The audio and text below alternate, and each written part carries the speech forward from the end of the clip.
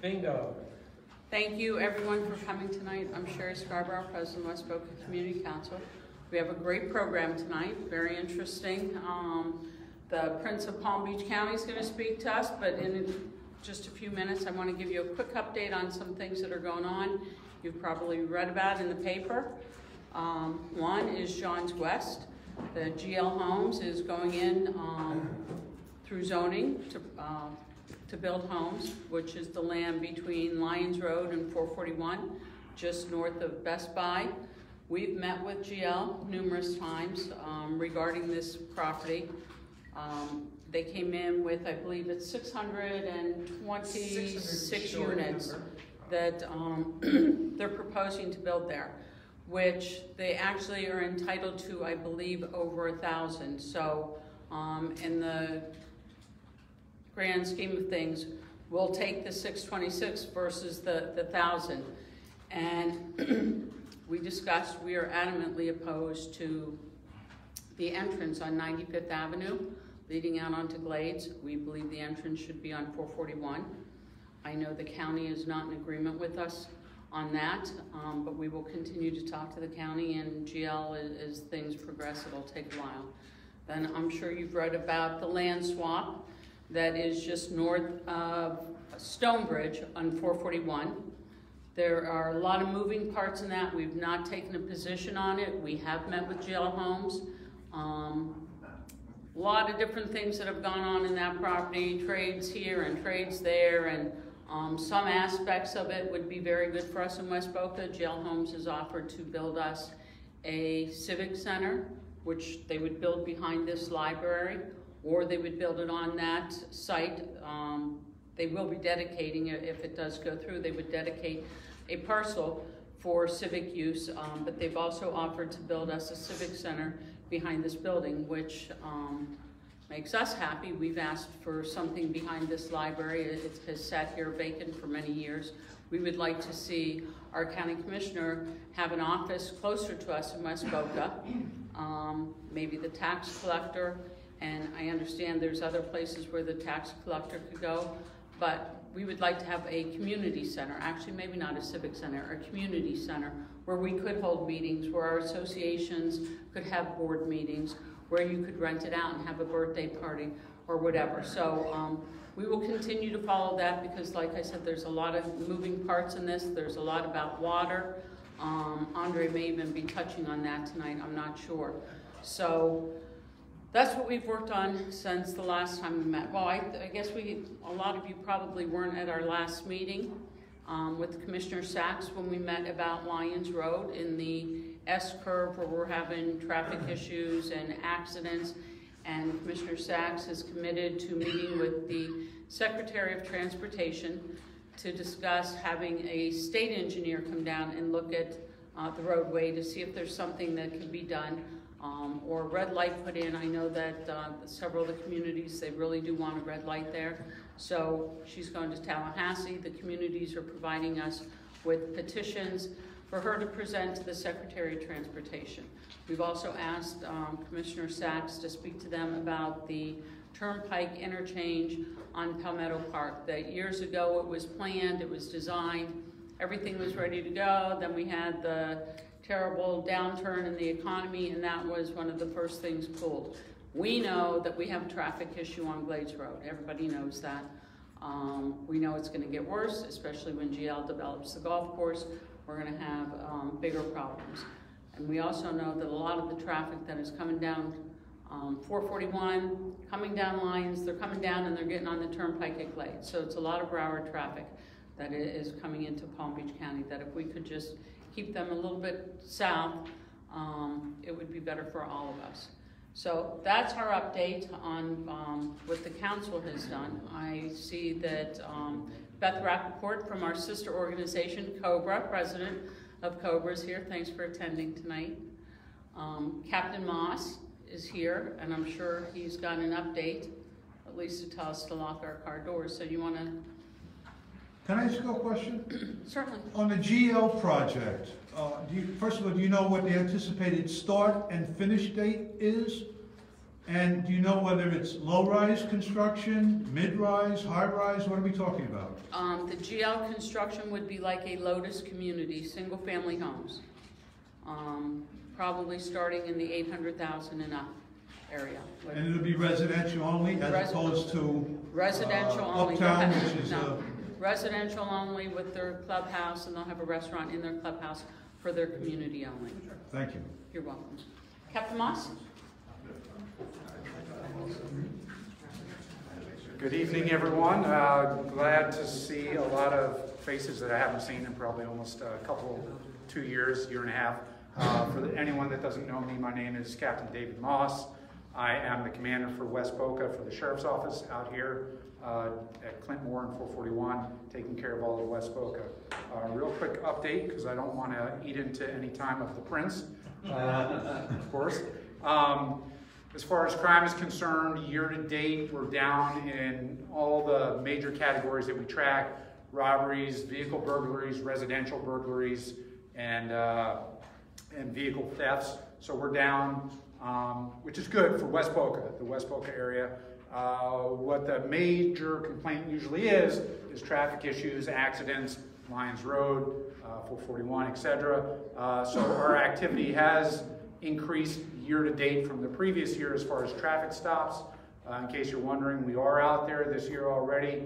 We have over 8,800 recorded traffic stops just for traffic issues on paper. Some of those are citations, some of those are warnings. Hopefully if you got stopped, you got a warning. But please abide by the traffic laws, because we know it's crowded out there, especially with everyone coming down from up north right now and visiting. So that's all I have. If anyone has maybe one or two quick questions, you can ask me. If not, I'm happy to turn it over to back to Sherry. Thank you. Okay. Thank you. I will say I meet with Captain Moss all the time and ask him. Actually, he was my first call after our meeting with Commissioner Sachs about getting the what do you call that, mobile radar? Yeah, the traffic trailer. The traffic trailer out. So that people know what their speed is going down Lyons Road. So thank you for always looking out for us. Also, I forgot, the West Boca Community Council, we're making a donation to Boca Helping Hands.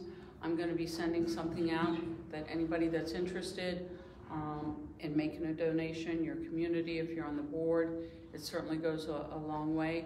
Believe it or not, we have a lot of people in West Boca that rely on them. You sit here and you look around, and it's hard to believe that we have families with food insecurity. So anybody that can make a donation, that would be great. And before the Prince, Neil, do you want to talk a couple minutes about the Boca Bowl? Sure. Never turns out that there are teams. Yeah, I don't know who they are. Good evening, Neil Schiller with also Secretary of the West Boca Community Council and a proud member of the Boca Raton Bowl Executive Committee. And the game is Saturday, December 18th, excuse me, 11 a.m. at FAU Stadium.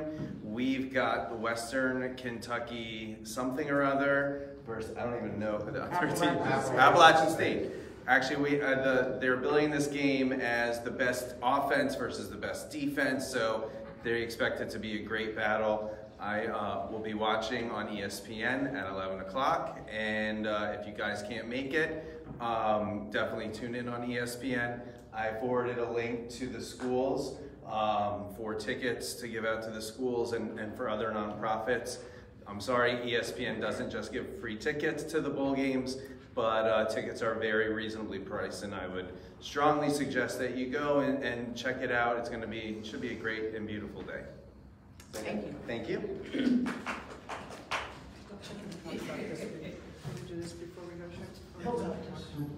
Rather than plan an entrance or exit onto Palmetto Park, should not the impetus have been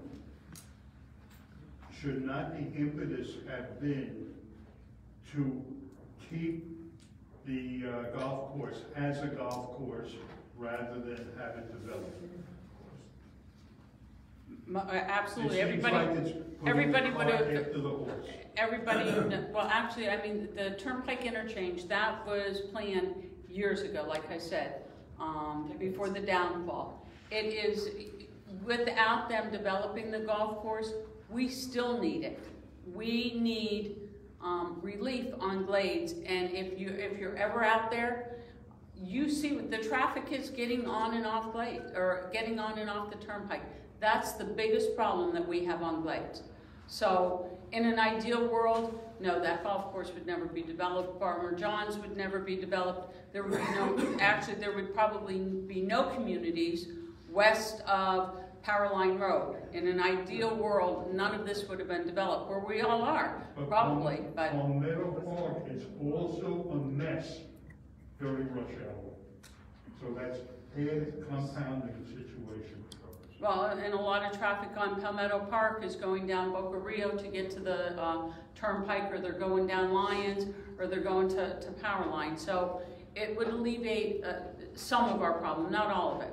We're never going to get rid of all of the traffic, for certain. So, but we're working on solutions. Commissioner Sachs is working on solutions. So we're trying. Absolutely, we're trying. The tract of land that was purchased just east of the lines, you talked about the one next to the high school, the one east of it, across the way on Lyons, that tract, that was also sold. What's that going to be? I don't know, because the majority of that land is wetlands. So I'm guessing that GL is at some point going to try and get an entrance into that golf course. I don't know yet. Was that the tract of land that originally, years ago, they wanted to put a middle school? Originally, I think we did want a Yes, middle part school. of it. Yeah. And behind the high school, we originally wanted an elementary school. Yeah. And the communities did not want that, did not want it rezoned for that. So, here's an example of careful what we wish for. Also, the golf course, when they want to sell it, the golf course for assisted living, everybody was outraged and did not want assisted living. So, here we are. So we'll deal with what we've got and with the best that we can. And with that, I would like to welcome our guest speaker, our good friend, the colorful Andre Fladell. Thank you for coming tonight.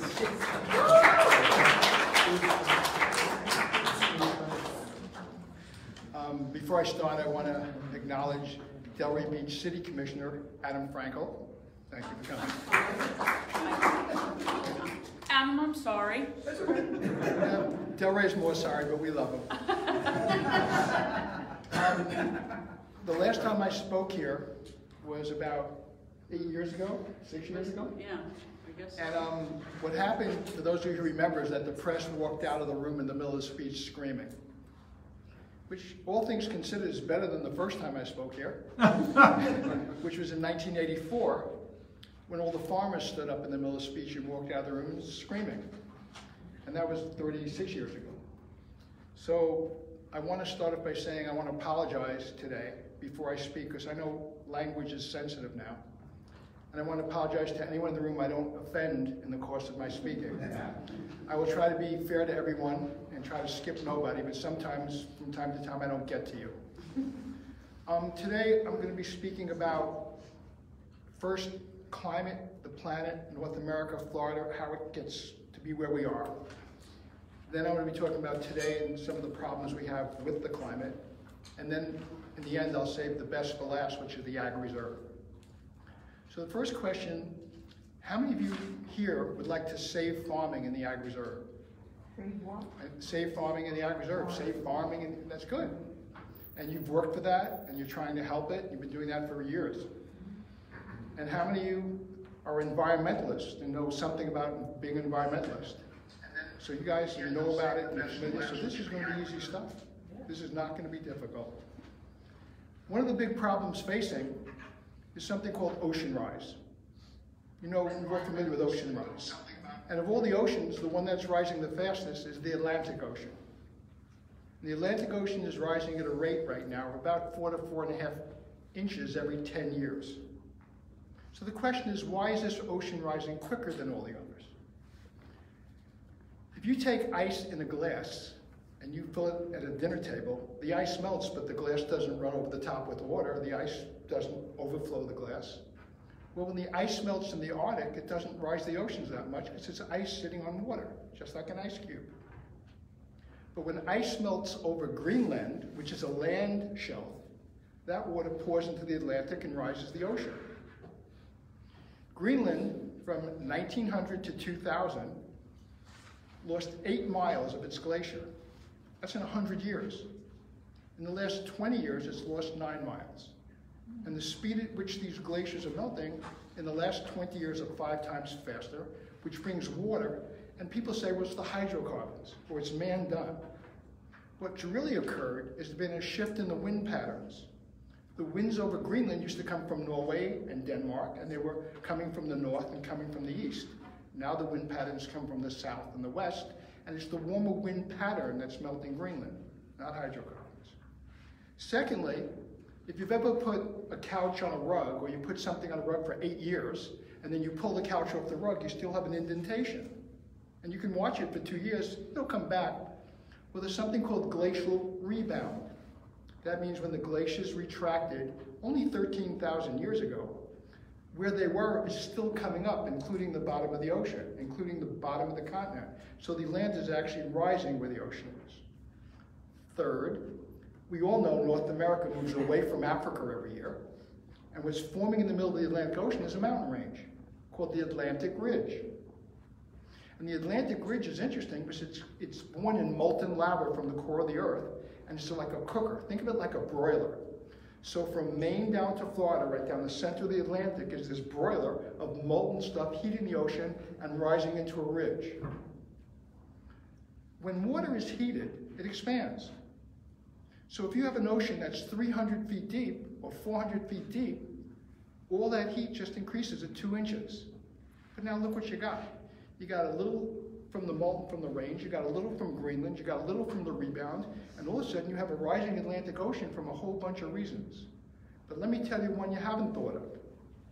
The Sahara Desert is blowing back into the Atlantic Ocean. The Sahara Desert used to be a lake called Lake Chad. North Africa was a lake system. It was the largest freshwater lake in the country, or the continent. And Lake Chad was 142,000 square miles of fresh water. 15,000 years ago, when Egypt was all part of a lake system. Well, it became the Sahara Desert. It's now blowing back into the Atlantic Ocean. We know they say the haze, the Saharan sand. The bottom 3 inches of the Atlantic is just Sahara dirt. So you have a rising ocean called the Atlantic Ocean. But let's look at how Florida was formed, and let's look at how North America was formed. North America was a lake. And on one side of the lake was a ridge, and on the other side of the lake was a ridge, and the whole continent was a lake. And a Pacific plate moves in and lifts up the plate like a soup bowl and just tilted it. It's called the Rocky Mountains. And all the dirt moved this way, and all the water poured into the Atlantic Ocean, and North America became what North America looks like, with an Appalachian Ridge on the east, like a little mountain range, and the Rocky Mountains on the west. Think about the Rocky Mountains, talking about climate change. The Rocky Mountains was 20,000 feet high when it was created. It's only 14,000 feet now. The Rocky Mountains are collapsing. They've been collapsing dramatically every year. How do we know the height of the Rocky Mountains? How do we know what it used to be? How do we know it's collapsing? If you look at leaves in Florida, the leaves are all smooth. There's no ridges. If you look at leaves in Canada, they all have ridges. The higher the land, the more altitude, the more ridges on the leaf. So when you have colder climates and higher altitudes, the leaf fossils are very distinctly different. And by looking at the fossil changes of these leaves, we know that the Rocky Mountain heights have been decreasing. Similarly, how do we know that this Pacific plate lifted the Rocky Mountains? Because all the land to the east is sedimentary layers of dirt, like the bottom of a lake. And on the top of the Rocky Mountains, all the land to the west is igneous, it's a molten rock. So we know this rock lifted this sedimentary. So we start to learn about how our environments change by learning our history. Let's talk about Florida. In the retraction of an ice age, when the ice shelf is melting back, all the water, the fresh water, pours south. Well, Florida was a coral reef. This whole place we live on was a coral reef for 200,000 years. The coral reef was about 2 miles high, and when the ice age melts and all the dirt moves south, it came washed down from the Appalachian Mountains. Remember that little bowl, that tip that formed that little ridge? And it washed and it landed on that coral reef, and that became Florida. Florida is dirt and sand and immature rock on top of limestone, which is the coral reef over 200,000 years.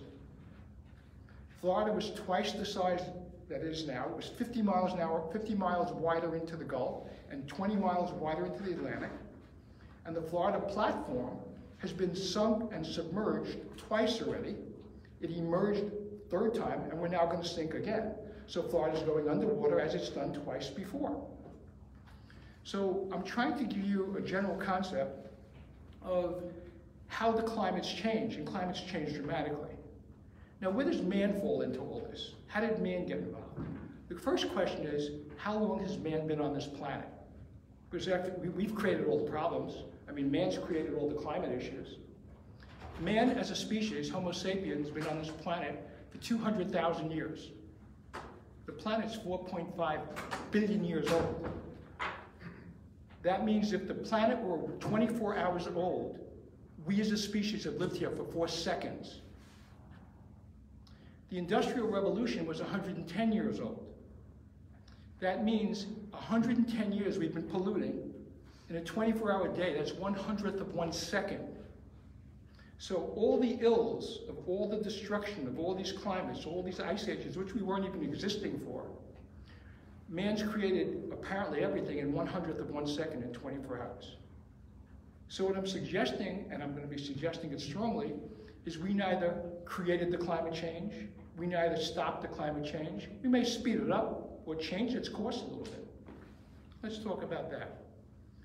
Human beings breathe carbon dioxide. We are all depleting oxygen. There's 7 billion people on the planet who are carbon dioxide breathers. You want to correct some of the problem? Get rid of 5 billion of us.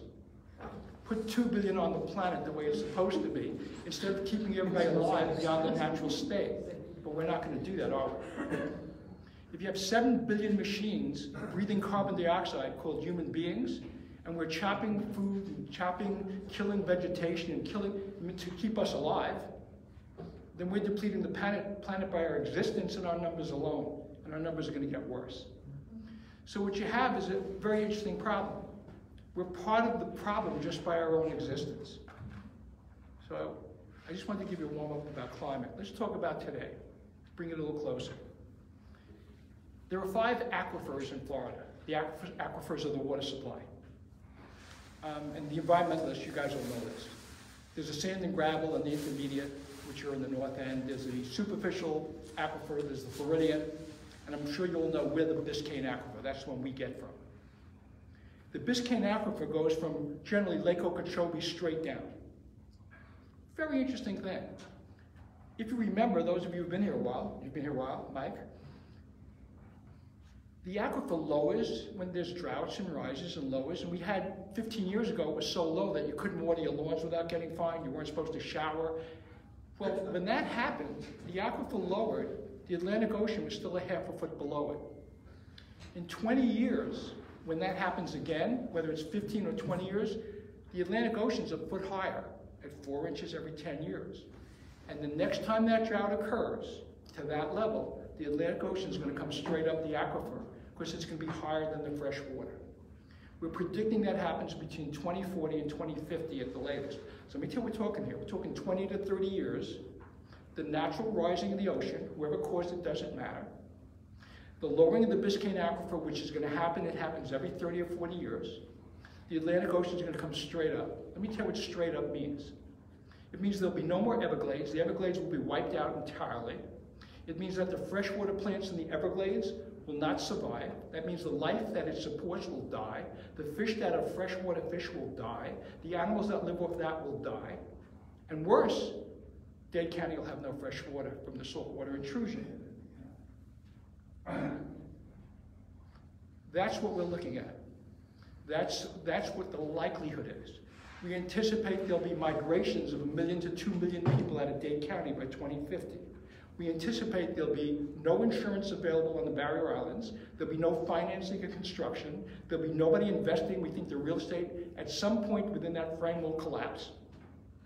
So let's leave all that aside and talk about something really important. The 1,700 acres that we're going to fight about in the Ag Reserve farmers. Because that's really way more important than this stuff. And we'll talk about the Ag Reserve. Do any of you know how the Ag Reserve was created or why it was created? Anybody have any idea? The Ag Reserve was created because the farmers wanted to lower the value of their land so their land couldn't be developed. Would that surprise you? The farmers came to us and said, and when I say us, this is when Fran Reich was first starting this with Alan Reich, and Bob Kaufman, and Paul Levine, and Mel Werfel, and me, when we started this West Boca Community Council in the 1970s, probably about even a year before that. We didn't try to save farming. We didn't give a damn about farming. What we try to do is stop density. We try to stop traffic. We try to stop development. We try to deal with infrastructure. Who is going to build it? Because we don't want to pay for it. They're moving all these people, and why should we pay for it? The impact on schools. That's what we formed. That's why the West Boca Council started. When we started COBRA with Richard Carrington and Ken Sandin and Al Miller in 1982 or 3 or whatever year that was, we didn't talk about protecting farming. We couldn't have cared less about farming. We started all this so that we could protect from more people living next to us. How it got to be saving farming is beyond me. But I want to talk about saving farming, and that's really what I want to talk about. There were 26 farmers in the Ag Reserve when this council was formed, when COBRA was formed. Of the 26 farmers, over 20 years, we did a great job saving them. We bankrupted 21 of them. Now these 21 farmers we bankrupt, they have families, they have kids, they've been farmers for generations. So let's talk about some of these farmers. The green bean king of the United States of America was on Atlantic Avenue. He fed green beans to half the damn country. His name was Kermit Dell. Bankrupt. You know what's on his property now? The Delray Marketplace. And that was all his farm. Billy Du Bois, green peppers, 4,000 acres. Used to wear solid gold green peppers and give it to all the guys who worked for him on his neck. Bankrupt. Did a great job with that one. Amstoy. He was the he did sweet corn. There's no more sweet corn in Palm Beach County. We had dairy farms. In Miami, originally it was Ives Dairy, Graham's Dairy, Bowman Dairy, they're gone. In Broward, there were dairy farms on 441, they're gone. In Delray, there was 1,000 acres off Atlantic Avenue, it's gone. Do you know why? Because the cows don't produce milk and heat. And when we heat at 2.5 degrees, the cows don't produce milk for 4 months now. See, cows only produce milk when it's cold. When it gets warm, they stop. So all the dairy farms started moving north. And the expression that we all grew up on MacArthur's going bankrupt. They don't have any more cows in Palm Beach County. There are no more cows in South Florida. So let's look at the farmers. Mecca Farms was a tomato farmer. You know what happened to them? Bankrupt. The herb farmer, we produced herbs for the whole southeast United States. That was Pantano. You know what happened to him? Bankrupt. Oh yeah, these people have names, by the way. And I know their dads, and I know the kids, and I watched them all go broke. You know why we went broke? Because we were saving farming. Let's talk about saving farming. Georgia used to pick up its harvest by November 10th. If they didn't pick up their harvest by November 10th, it would freeze. Georgia's now planting and picking up till Christmas because it's not freezing in Georgia anymore. Their planting season is 6 weeks longer. Our planting season is not longer, it's shorter. When we plant, we used to be out of the ground before the end of June because it was too hot. Now we have to be out of the ground by the middle of April. That means that our seasons are getting shorter while Georgia's are getting longer. Let's talk about the Ag Reserve. The frost freeze line in the United States of America is Lake Okeechobee. Let me tell you what I mean by the frost freeze line. When the winters would come down, everything above the lake would be destroyed. There'd be no crops, it would freeze. There'd be a 5-degree difference when it hit that lake. You'll see it this year. When it comes down, you see it above the lake and below the lake, you'll see 4 or 5 degree difference. We'd get frost, so we would have vegetables. The whole country would be wiped out, and our farmers would go to market. and we make a lot of money. Our farmers were rich. And then some genius who wanted to help people from another country, not our farmers, started the Caribbean Basin Initiative to help all the people in these islands. They should get money at the expense of our farmers. But that didn't kill us. So another genius came across with Nafta. Nafta means that everybody in South America and everybody in Mexico, they can bring in all their vegetables. So now our farmers go to market, there's a freeze, and when they get to market, guess what? The Mexican vegetables are better looking than ours. The Mexican vegetables are cheaper than ours. Today it costs $14 to get a case of green peppers out of our farms in this county. The Mexicans sell it for $12. We can't get it out of the ground for $14. But you guys, it's important that we save the farmers. Let's talk about farmers. Eggplant. We were the center of the country in terms of quantity of eggplant. We have none left. You know why?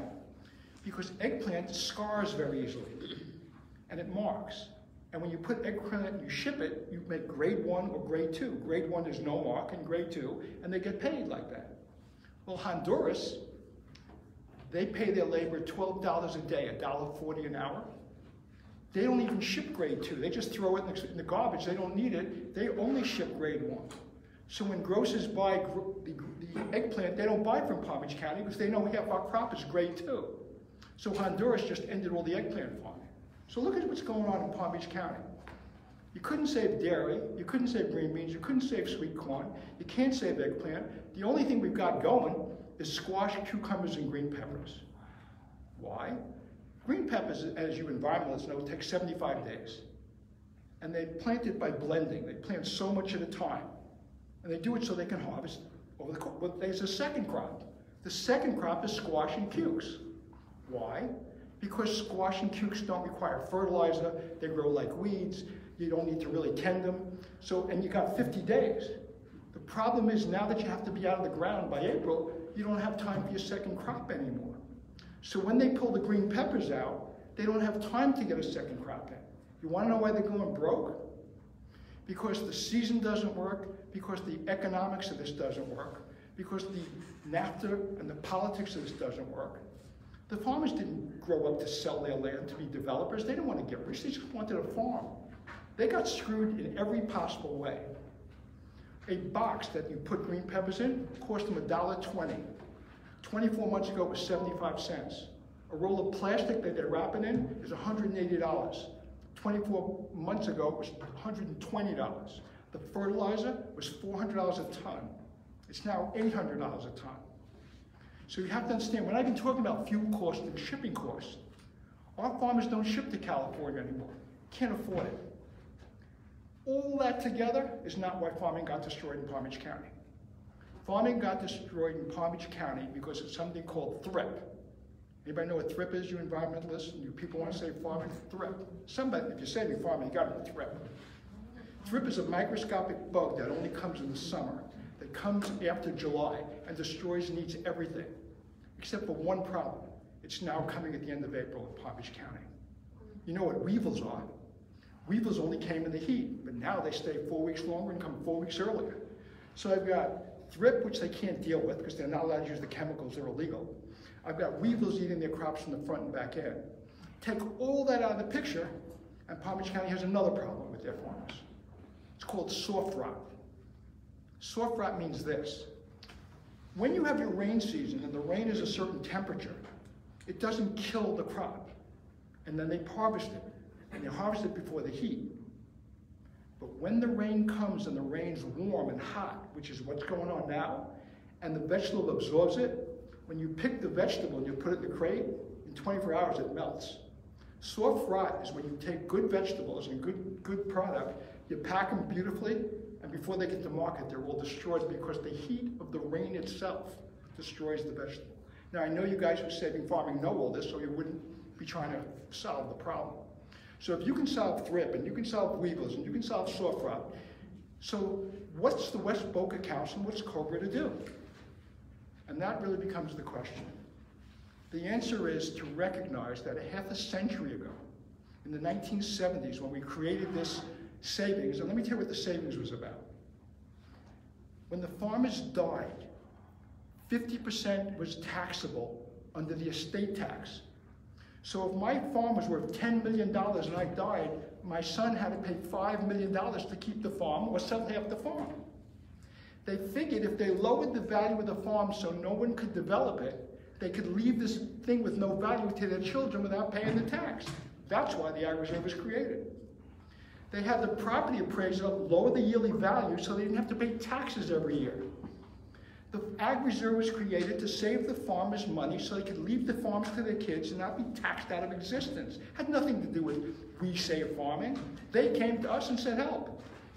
You know what they're doing now, the 5 guys that are left? Stephen Bednar and Dickie Bowman and John Alderman and and Thomas. You know what they're saying? Help. They're the same guys whose fathers asked us for help 50 years ago. You know what we're telling them? You got a farm, but we're going to save farming. What they really need, and what we need to do, is take the remaining acreage. The Ag Reserve started with 22,000 acres. We're down to arguably between 1,700 and 500, depending on how you want to look at it. We need to decide what's the least damaging thing, what are we going to accept, because farming's done. This organization and COBRA and Delray Alliance, which we started with Frank Bierman and Burt Mell, and that was later on, that's a whole other story, it's a better story. We're supposed to look at how our quality of life is impacted by additional homes, additional traffic, additional infrastructure needs. We're supposed to decide what to do with this remaining land. One option is not saving farming. So that's why I came today. It was the first time when I came to the West Boca Council, and that was in the early 1980s, and the first time I came to COBRA, and I think Richard was still president, we were talking about preserving farming and helping the farmers. The more we learned, the more we realized we had no idea what we were talking about. This is really about how many people are going to live in that area and what quality of life and how it's going to affect us as a community. And I guess I'll open to questions on anything and anyone, except for you. No, I'm kidding. Go ahead. Andre, notably absent from your list of crops is the largest crop in Florida, sugar. And as you may be aware, there is currently a lawsuit to eliminate the pre-harvest burning of sugarcane, which is a terrible thing to do, and countries like Brazil and Thailand and a few other sugar-producing countries have banned, and they've gone to green harvest, where they just cut the leaves off rather than burn them. The reason why the burning is terrible... This is a great question. Thanks. Does it have 2 parts? Well, I just want to say, as a bicyclist, it's bad for me, because when they do burns in the winter from the Northwest, Laco, I can't breathe. That's one thing. Number 2, they're putting greenhouse gases into the atmosphere, and it's just a horrible, horrible crop. The problem is, all of the politicians have been taking generous donations from Big Sugar. And I just would like you to comment at why you didn't mention sugar, and is sugar being threatened by all of these climate changes? The nature of the speech I'm giving today involves 22,000 acres of land called the Ag Reserve. And in the Ag Reserve, sugar is not an issue, nor is it a crop. The crops in the Ag Reserve that I named are the crops of the Ag Reserve. Sugar is a very phenomenal complex issue involving way more than just the sugar cane, which is the carbon and the ash and the products that's pushed into the lake. And I'll come back and do that at another time. But this is about our Ag Reserve. Sugar is not a component. That's a lawsuit between Berman and U.S. Sugar and Florida Crystals, as I understand it. Yes? I don't know that much about this whole thing, but I live in the environment up north, and it just seems to me that we do have some wonderful parks and so forth, but, you know, I just feel like we're building on every scrap of land, and I feel like gated community, gated community, gated community, so where does the public go to maybe have some place that they can find peace and just go out and walk around or just somehow enjoy something? Nature is nothing left practically in the you know, nothing open land. All things are relative, so let's answer the question in one way. We're not an urban core like Detroit, we're not an urban core like Chicago, we're not cemented, we're open. Palm Beach County We established traffic performance standards, concurrency, which is when things can be built, heights, densities. We actually did a fairly good job of spreading this place out compared to other places. When Palm Beach County got developed, all the land west of I-95 was a new kind of development. All the land east where the old people lived here, they moved us Yankees, and I'm one of them from Brooklyn. They moved us Yankees down here in these large, huge, ridiculous numbers, and they put us in this new thing called gated communities and HOAs.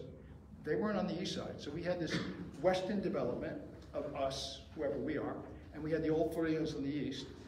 Nobody ever planned at that time for parking, for public areas. Nobody thought about it. In the Ag Reserve, we really haven't thought about it. We put in developments, but we haven't thought about it. Now we're thinking about it. So what Sherry does and what Beth does as presidents of organizations, civic centers, parks, open air spaces, Maria Sachs is continually looking for open space. So we agree, recreation and open space is critical. But you have to agree that when you drive out anywhere north of Clintmore, right down that hole, there's plenty of open space. It's not urban yet. So what we do with those 17 acres will determine how much open space. We still have land. This is what you're supposed to do. Determine what happens to that land. Yes, sir. Andre, can you speak to the $100 million referendum that was passed years ago? Yeah, the make-believe story is that we gave a damn about farming and we passed a $100 million referendum. The actual story, Bernie Aronson was taking a hit from the environmentalists because he was helping GL Homes build a lot of homes and passing things. So we had an election, and a lady named, I think, Charna Lazar was running against us.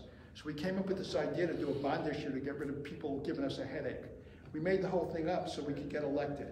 We did the bond issue for $100 million as a political gimmick because everyone was so dumb that they thought we actually gave a shit about farming straight out.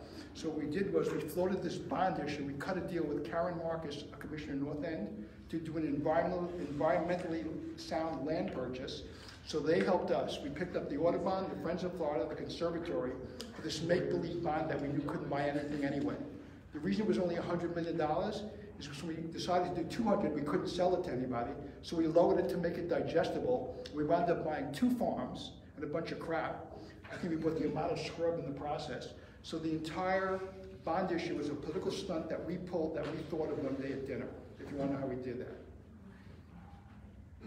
I mean, there's better stuff than that. I'm just giving you a warm-up. Is that what you were looking for? I mean, and to be clear, I ran the campaign, so I know how it was created. There's a whole bunch of things we do that you think are for good cause. But when we did the bond issue, all those groups supported Bert Aronson in his re-election, by the way.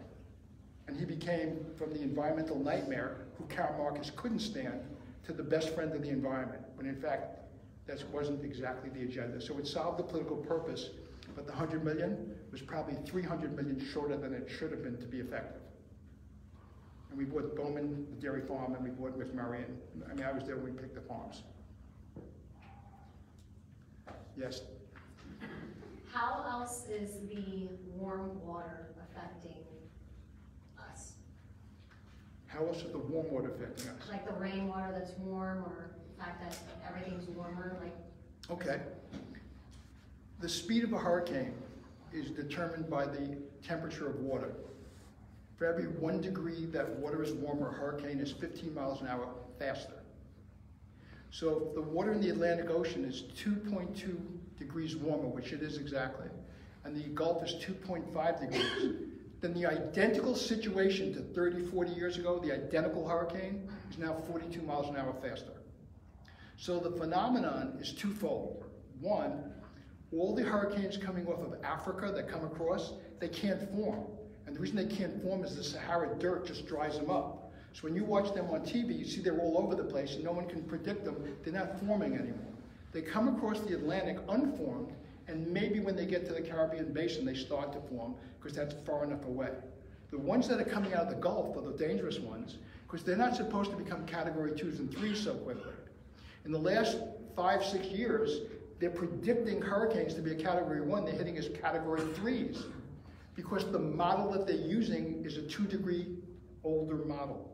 The difference in 2 degrees in the Gulf means you're watching a hurricane overnight, pick up 40 miles an hour in wind speed. It's unheard of. It's going to get worse, not better.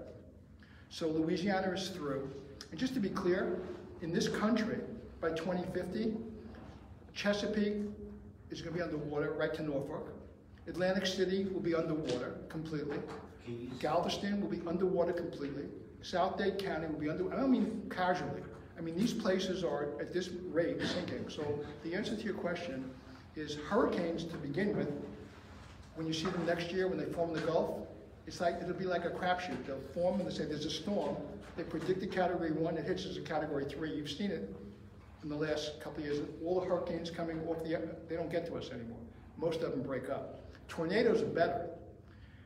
The Gulf is now over 73 degrees. It doesn't go below it. We had a cold front come in from Minnesota. It's the earliest cold front we've had, meaning the hottest Gulf we've had in years. When those two hit, you had the biggest tornado in history just knock out an entire state. Now, two problems. One, Tornado Alley is Oklahoma. It hit the wrong place. Number two, the cold air mass came further than it's ever come before this early, so the warm air it met was way warmer, so the tornadoes are going to get stronger. They're going to be much more devastating. They're going to move east because of the warmth of the water, and the hurricanes in the Gulf are going to annihilate Louisiana, and they're going to be more frequent, and the hurricanes over Africa are not going to exactly hit us as badly. That's just some of the effect of climate change. Now, I'm not saying who's causing it, nor do I care, nor are you going to be able to correct it. The United States is responsible for 14% approximately of the world's pollution. If we cut our stuff in half, what are you doing? You maybe 7%? You're not going to, the die is cast. You want to know the real solution? Get the population off the coast because it's not going to be able to live there. Move and choose where you're going to live based on what the country and the globe is going to look like. We're living where we used to live, where we lived 100 years ago. It's like, you know, the Tigris and the Euphrates was a Garden of Eden, now it's a desert. There are places that simply are not going to be habitable. So we have to decide where we're going to build. In the state of Florida, to say that they have their head up their asses to be kind, because we shouldn't be building on the barrier islands at all. We shouldn't be allowing any more construction south of Palm Beach County, anywhere across the barrier islands. It's only a question of who dies and when. When the building collapsed in Dade County, remember the pool collapsed first. For the pool to collapse first, it means it was a ground-up collapse. If it was a ground-up collapse as far away as the pool, then it was a sand-dirt collapse. It wasn't a structure issue. So understand, that's a warning of what's to come in much greater number. Any other questions? Yeah? I know that the water's getting warmer, but isn't the acidity and the pH is also changing, and that's having an impact on ocean life and beach erosion? The problem with the acidity is probably as bad as the problem with the temperature in the ocean rise. Acidity, there's carbon dioxide in the air in greater numbers. The water absorbs carbon dioxide. If the water is absorbing carbon dioxide in greater number, it's called carbonic acid. What can happen in carbonic acid is shellfish can't form shells. Coral reefs are bleaching. The reason coral reefs are bleaching is because of acidity. The coral reef bleaching, they're dying. That's what you can see. Let me tell you what you can see. Lobsters, shrimp, clams, oysters are not going to be able to produce shells in the next 20 years. That's not the bad part. The bad part is you're not going to have krill or plankton. Now, krill and plankton is interesting. It's a food supply for all the large fish. So that's starting to be an issue. Fish in the ocean breed based on currents and temperatures. The temperatures are changing, so the fish are going to different places to breed, and they're going to different places to find food. What you've had now in the last 5 years is massive wars between fish populations that have never been in contact with each other before. You have fish populations going to new breeding grounds, coming into fish they've never dealt with before. So you have massive wars in the ocean going on between merging populations. You have breeding issues with fish, and you're going to have a food supply issue with forming of calcium. One more thought is that the bones in fish themselves is based on calcium formation. In a carbonic situation, in an acidic ocean, fish skeletons don't do well. You know who survives? The jellyfish. You know what we started with? The jellyfish. You know what you're going to finish with? The jellyfish. And as far as we go, the viruses were here before us, the viruses will be here after us. So If I'm done, you want to throw me out, you want to keep me? Yes. If you wipe out farming and you don't care about farming, how do you feed your population? Simple. We give the farmers all the money you can possibly give them, and they're going to Tennessee and Georgia. We're going to produce better stuff than they've ever produced before. Because if they're in Georgia, they can plant all season, which is what they used to do here. And if they're in Tennessee, and now let me tell you what you don't know. Thomas, Bednar, and Bowman, our farmers, bought farms. And they're all in Georgia and Tennessee, because these are my friends. And they're moving whether you like it or not. They're just waiting to get out because they're going to be farming up north. So the answer to the question is this, separate from hydroponics, separate from technology. Farmers farm where they're able to farm like anybody else. They're moving to a new place. That'll be good for another 50 years and the next generation. So we're going to have food. It's just not going to be coming out of the rice paddies in China. China is not building rice paddies in China. They're doing it in East Africa. China's buying land in East Africa and producing all their rice out of the country because they can't produce it there anymore. It doesn't work. Their climate's changed. So they figured it out. We just haven't figured it out. Are you familiar with the innovative farming techniques of the Netherlands where they use less water and less fertilizer and produce more yield? The only thing I know about the Netherlands is I got a pair of clogs I got there once.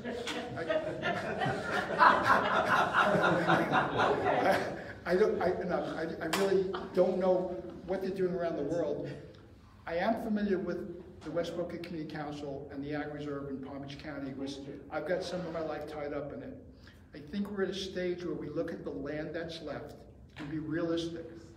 They came up with a medical orthopedic center built on Atlantic Avenue. Remember that surgical center? And the Delray Alliance worked against it. And I met with the Delray Alliance, and it's something, again, I'll tell you how that got created. I got to remember to tell you this. And I said, why are you opposing this? And I couldn't get a straight answer. No traffic, no school, but it's a surgical center, not a hospital, just for special surgery, elective surgery. Not open at night, no crime, no police calls, no alcohol, no kids, no noise. You know why they opposed it? Because. Well, because is the wrong answer. That's what you want to do with the land. But let me tell you about the Delray Alliance. Bert Aronson was running for office, and he was running against Carol Phillips. Do you remember that? Yes. And Bert Aronson wanted support, and he wanted support from a guy named Frank Bierman, who's the one who started the Delray Alliance. And Bert promised Frank Bierman he would be put on planning and zoning in exchange for his support. Well, when Bert got elected, he didn't do that. He put Frank Barbieri on planning and zoning instead. So Frank got so pissed, he started the Delray Alliance to screw Bert, so that people would have to come to him instead of go to Bert when they needed something in the district. That's how the Delray Alliance got started, if you really exactly want to know. And that's not a maybe story, because they wound up settling it by hiring Bert Mell as Bert Aronson's assistant, who was the head of the alliance. So they negotiated a truce. So most of what you see going on in government is not as clean as you think it is.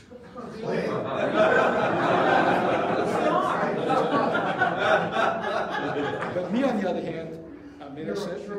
I'm so innocent. Okay. Anyway, thank you very much for having me. I hope to be back in 6 or 8 years.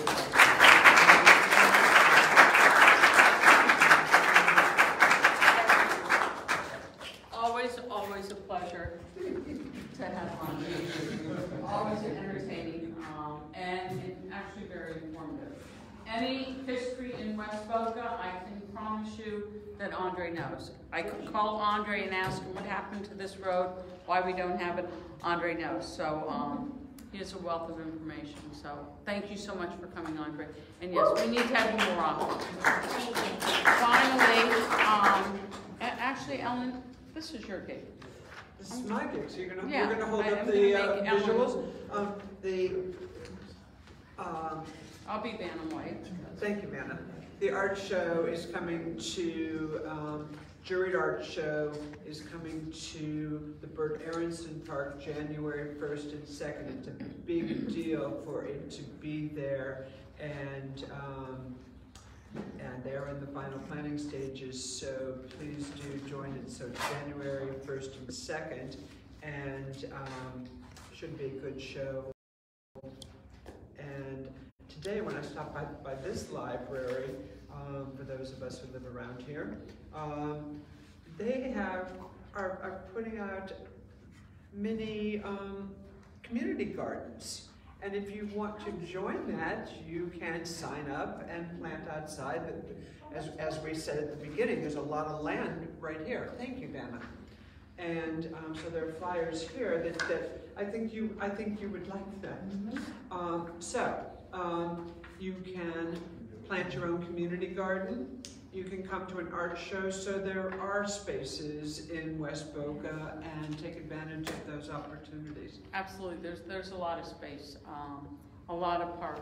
South County Regional Park, everybody that comes to our meetings know that I praise that park. It has something for everybody. The Dagger Wing Nature Center, the water park, the dog park, my favorite, the amphitheater, the playgrounds, the pavilions, the ball fields. They've got pickleball now. They've got a little bit of everything. It is such a beautiful park, the water ski park. If you ever go out there at night, you see the photographers lined up as they watch the sunset over the Everglades. It is beautiful. We have the park at the end of it, although it's not in West Boca, at the end of Atlantic, another great park. So many of our communities have parks within themselves. They're beautiful. They were required when they were built. So we've got a lot of nice parks. And I've got to say, South County Regional is by far the best, and it is utilized. And anybody that's not going out there, there's walking paths that go check it out. It's well worth it. And as we get past COVID and we start having concerts again, although there have been concerts out there, the council, we certainly will have a concert, and next year hopefully we'll be okay to do our 4th of July celebration, and we'll take it from there. But between now and our next meeting, everybody have a Merry Christmas, Happy Holiday, Happy New Year. Be safe, and we'll see you next year. Thank you. Take these if you will.